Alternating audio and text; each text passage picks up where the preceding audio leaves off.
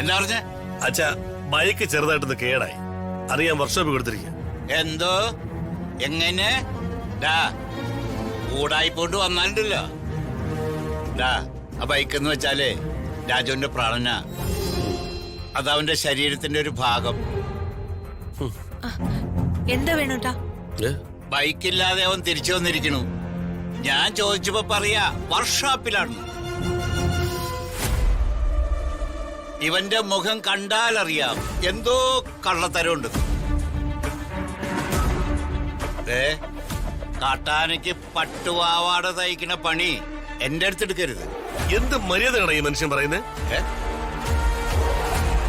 ഇതെന്റെ ഫാദറിലെ ആണോ?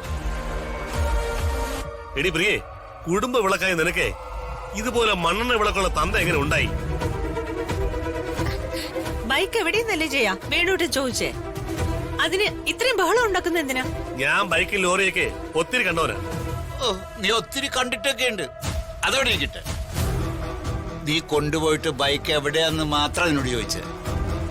ബൈക്ക് പാതാളത്തിലേക്ക് താണു പോയി.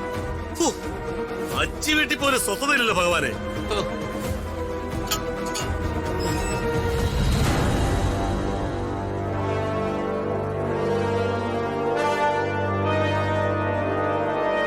എന്താ പ്രശ്നം?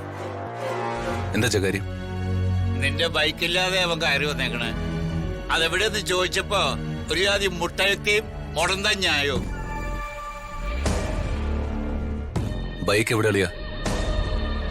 ആ ബൈക്കിന് എന്തോ ഒരു കേട് പറ്റി. അത് വർക്ക്ഷോപ്പിലാണെന്ന് ജയേട്ടൻ പറഞ്ഞല്ലോ. ഓ, വർക്ക്ഷോപ്പിലാണോ? എന്നാ സാരല്ല. ഏത് വർക്ക്ഷോപ്പിലാളിയാ? ഞാൻ പോയെടുത്തോളാം.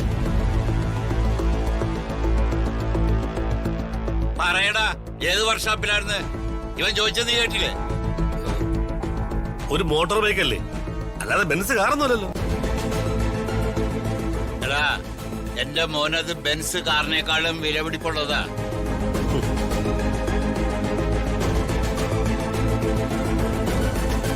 ആ ബൈക്കളിയും വിറ്റോ?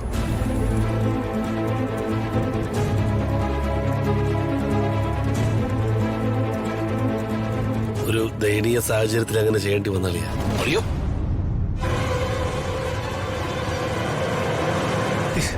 എന്റെ ദൈവമേ, ഞാൻ ഇതിനൊക്കെ എന്തോ മറുപടി പറയാ? നീ ഈ ചതി എന്തിനാടാ ഇവനോട് ചെയ്തത്? ആ ബൈക്ക് എന്റെ ജീവിതമായിരുന്നു അളിയ. ഇതിനും ഭേദം അളിയന് എന്റെ നെഞ്ച് കീറി മുറിക്കായിരുന്നു.